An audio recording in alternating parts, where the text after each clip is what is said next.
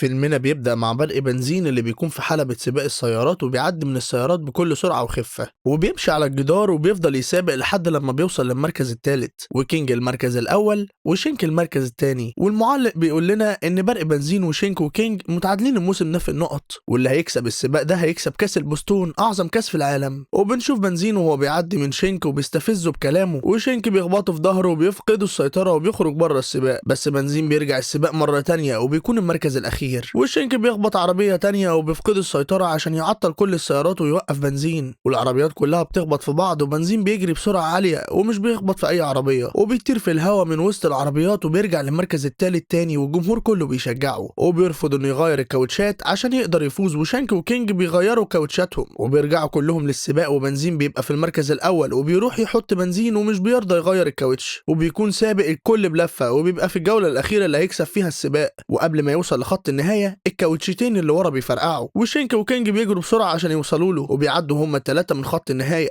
وبنزين بيكون بيحتفل وفرحان جدا لانه شايف ان هو اللي اخذ المركز الاول. وفريق الصيانه بيتضايق جدا من بنزين وبيستقيلوا من الشغل بسبب معاملته اللي فيها غرور، وكينج بيروح لبنزين وبيقول له انه هو سريع جدا وموهوب بس الاتنين دول مش كفايه، وبينصحه انه يكون ليه مدرب وفريق صيانه كويس. بس بنزين مش بيكون مركز وبيتخيل نفسه وهو كسبان الكاس وشركه موتوركو العالميه بقت الراعي الرسمي بتاعه. وبيجي وقت اعلان النتيجه وبنزين بيلاقي نفسه متعادل مع كينج وشانك، وهيتم اعاده السباق بينهم هما الثلاثه، والسباق هيكون في كاليفورنيا بعد اسبوع، واللي هيكسب فيهم هياخد كاس البستون. وبنزين بيقابل جاز العربيه النقل بتاعته وبيقول له انه لازم يعمل دعايه للراعي الرسمي بتاعه، وبيروح بنزين وهو متضايق عشان يعلن عن المنتج اللي بيزيل الصدى للعربيات القديمه، وبينطلق مع جاز عشان يبداوا رحلتهم لكاليفورنيا. وبنزين وهو في العربيه مدير اعماله بيتصل بيه وبيهنيه على السباق الاخير وبيقول له انه ليه 20 تذكره ببلاش يوزعهم على اصحابه، بس بنزين بيزعل جدا لانه ما عندوش اصحاب، وبيطلب من جاز انه ما يريحش في السكه عشان يوصل اول واحد لحلبة السباق. وبالليل لما بينام بنزين بيسيب جاز لوحده في السكه وبيبدا ان هو ينام هو كمان، وبيجي 4 عربيات اشرار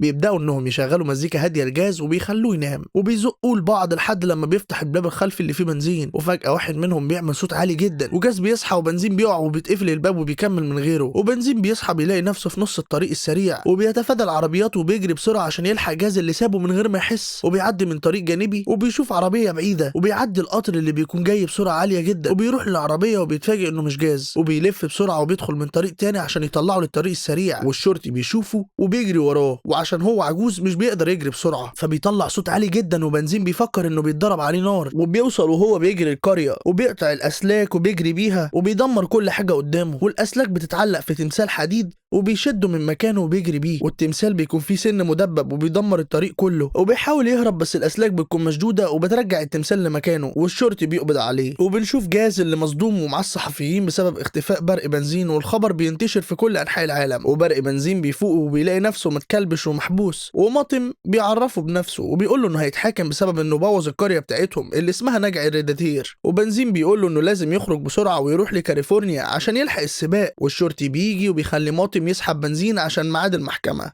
واهل القريه في المحكمه كلهم بيرفعوا قضايا على بنزين لانه دمر الطريق وبوظ محلاتهم. والدوج بيوصل اللي بيكون هو عمده القريه وبيكون متضايق جدا بسبب اللي حصل، ولما بيشوف بنزين بيطلب من الشرطي انه يطرده لانه عربيه سباق ملهوش لازمه. وبتيجي سالي وبتقول انه لو مشي الطريق هيفضل بايظ ومفيش زباين هتيجي، وبتطلب من الدوك انه يخليه موجود لحد لما يصلح الطريق اللي باظ. وبنزين بيحاول يفهمهم ان عربيه سباق مشهوره وعنده سباق عالمي بس محدش بيصدقه، وبيوروا بنزين الماكينه اللي هيسفلت بيها الطريق، والدوك بيشرح له الطريق من البدايه للنهايه. وماطم بمجرد انه بيفك منه الكلبش بنزين بيجري بسرعه مهوله، بس بيلاقي البنزين مره واحده خلص منه، وبيشوف سالي والشرطي واقفين مستنيينه وبيقولوا له انهم فضوا تانك البنزين بتاعه وهو نايم عشان عارفين ان هو هيحاول يهرب. وبنزين بيكون متضايق جدا وبيبدا يشد الماكينه وبيشرح لماطم والموجودين انه عربيه سباق مشهوره بس بيتريقوا عليه ومحدش بيصدقه. وبيسمع في الراديو ان شانك وصل لحلبة السباق وبيتدرب هناك، وبيعمل كمان اعلان لشركه موتوركو، وبيفهم ماطو ان لو ما وصلش دلوقتي وكسب السباق مش هيشتغل في شركه موتوركو، وبيأكد على ماطم انه بمسافه ما يخلص الطريق هيمشي، وبيخلص الطريق في وقت قليل قوي، واهل القريه كلهم بيتصدموا لما بيشوف الطريق اللي باظ اكتر، فبيجي له دوكو بيقول له انه هيكسر الطريق من تاني ويرجع يسفلته، وبنزين بيقول له انه عربيه سباق مش عربيه قديمه وخرده زيهم، وساعتها دوك بيتحداه وبيقول له انه هيعمل سباق وهما الاتنين هيتسابقوا، ولو كسب هيسيبه يمشي، بس لو خسر مش هيمشي غير لما يسفلت الطريق كله ويرجع زي ما كان. وبنزين بيوافق وبيتريق عليه لانه كبير في السن، وبيبدا السباق وبنزين بينطلق بسرعه عاليه جدا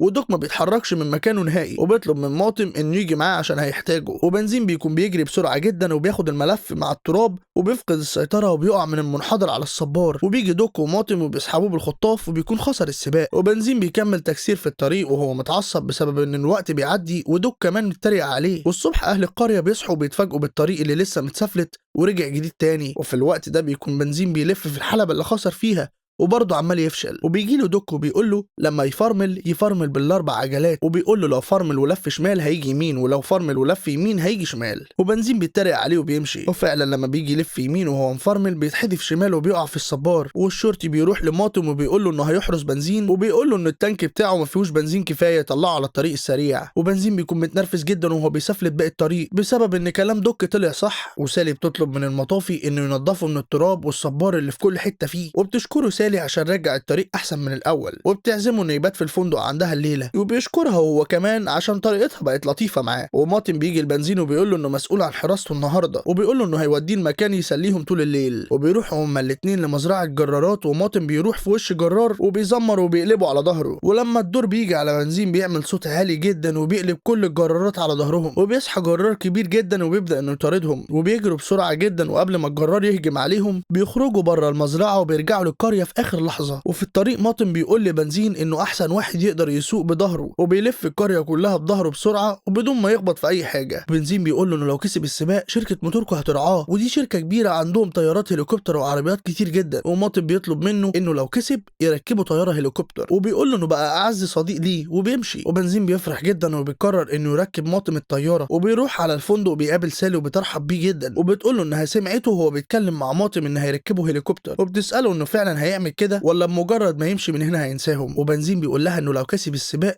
هيحقق له حلمه وعمره ما هينساهم، وبيدخل الغرفه بتاعته عشان ينام. وتاني يوم الصبح بيروح للشرطي يحط له بنزين عشان يقدر يتدرب على السباق. والدوك بيكون بيعمل صيانه للشرطي وبيقول لبنزين انه يستناهم بره. وبنزين وهو بره بيدخل الجراج بتاع دوك، وبالصدفه بيلاقي كاس البستون محطوط زي الخرده، وبيبص بيلاقي في الاخبار انه دوك بطل سباق عالمي، وبيشوف كمان انه اخد 3 مرات كاس البستون. ودوك بيجي وبيطلعه بره الجراج وبيقول له ممنوع حد يدخل هنا. وبنزين بيترجى يعلمه ويدربه، بس دوك بيرفض وبيقول له ان الكاسات دي حاجات تافهه مجرد كوبايات فاضيه. وبيدخل الجراج، وبنزين بيروح لاهل القريه وبيقول لهم ان الدوك فاز بالبستون 3 مرات ورا بعض وكلهم بيتريقوا عليه. وسالي بتطلب من بنزين انهم يتمشوا مع بعض ويتعرفوا على المدينه، وبيروح بنزين معاها وبيتمشوا مع بعض وبيفضلوا يجروا وينزلوا تحت الشلالات، وبيوصلوا لمكان فندق مهجور. وسالي بتقول له ان الفندق ده بتاعها وكان فيه زباين كتير جدا بيجوا، بس من بعد ما عملوا الطريق السريع ما بقاش حد بيعدي من قريتهم تاني. وبنزين بيستغرب ان العربيات ماشيين على الطريق السريع وسايبين الطريق القديم اللي مليان مظاهر جميله. وسالي بتقول له ان الهدف من الطريق ما كانش اختصار ولكنه كان الاستمتاع بالوقت. وبنزين بيشكرها على وقتها والفسحه، وبيقول لها ان هيجي يوم والطريق ده هيكون اقوى من الاول. ولما بيروحوا المكان للتدريب بيلاقي دوك بيتسابق مع نفسه بسرعه عاليه جدا، وبيتفرج عليه وعلى مهارته وخبرته في السباق. وبيروح وبيقول له انه ما شافش حد زيه، ودوك على طول بيمشي. وبنزين بيروح وراه للجراج وبيساله ليه اعتزل السباقات، ودوك بيقول له انه ما اعتزلش ولكنه عمل حادثه في الحلبه وبدلوه بعربيه تانية، وبيقول له ده بسبب ان عربيات السباق ما بيحبوش غير نفسهم وانانيين. وبنزين بيقول له انه مختلف ومش زيهم، ودوك بيقول له انه اكيد زيهم، وبيساله عن اخر مره اهتم فيها بحد ومش بيرد، وبيطلب منه انه يسفلت الطريق ويمشي. وتاني يوم الصبح بنزين بيكون خلص الطريق وبيقول لهم انه مش هيمشي غير لما يغير الكاوتشات بتاعته من عند بيجو، وكمان بيحط وقود وبيعمل ستيكر وغير شكله تماما. وسالي بتقول له انه ساعد كل شخص هنا في القريه. وسالي بتفرح جدا لما بتعرف انه صلح الكهرباء في المدينه كلها، والعربيات بتتمشى على الطريق الجديد ومبسوطين جدا بالاضاءه. فجاه بتظهر طيارات وعربيات كتير جدا وبيصوروا برق بنزين وبيسالوه عن اللي حصل وسبب اختفائه. وجاز بيجي وبيعتذر لبرق بنزين وبيقول له انه يركب عشان يوصله للسباق. ومدير اعماله بيكلمه وبيقول له ان العالم كله منتظر ظهوره في السباق. وبنزين بيروح عشان يودع سالي اللي بتشكره على كل حاجه عملها عشانهم، وبتطلب منه انه يروح عشان يلحق السباق. وبنزين بيركب في المكان بتاعه وبيمشي هو والصحفيين، وبتيجي لدوك مذيعه وبتشكره لانه هو اللي بلغ عن مكان بنزين. وماطم بيتضايق جدا لانه ملحقش يودع صاحبه، وبيوصل للسباق وبيكون في المركز الاخير، وبيخرج عن السيطره وبيطلع بره الحلبه لانه مش عارف يركز. وبيجي دوك وباقي المجموعه وبيشجعوه وبيقول له لو هيجري زي ما خلص الطريق هيكسب بكل سهوله. وبنزين بيرجع تاني للحلبه وبينفذ كل التعليمات من مدربه دوك، وبيقول له انه لازم يزود السرعه لانهم سابقينه بلفه. وبتيجي الكاميرا على دوك وبيشوفوا كل الجمهور، والجمهور كله بيشجعوا دوك وبيهتفوا باسمه. وبنزين بيجري بسرعه وبيعديهم وبيحاول انه يعوض اللفه. وبعد لفات كتير بنزين بيحاول انه يعدي من شانك، بس شانك بيخبطه عشان يفقد توازنه. وبنزين بيسوق بظهره زي ما ماطم علمه وبيحجز عليه عشان ما يعديش بيخافش منه، بس شانك بيخبطه وبيفرقع له الكاوتشات، ودوك بيطلب منه انه يروح على مركز الصيانه بسرعه، وبنزين على ما بيوصل بيجوا بيغير له الكاوتشات في اقل من ثانيه، وبيبهر كل الجمهور. وبيرجع بنزين وبيكون قريب جدا من كينج وشانك، وبيقول له انه دي اخر لفه، وبيقول له عشان يكسب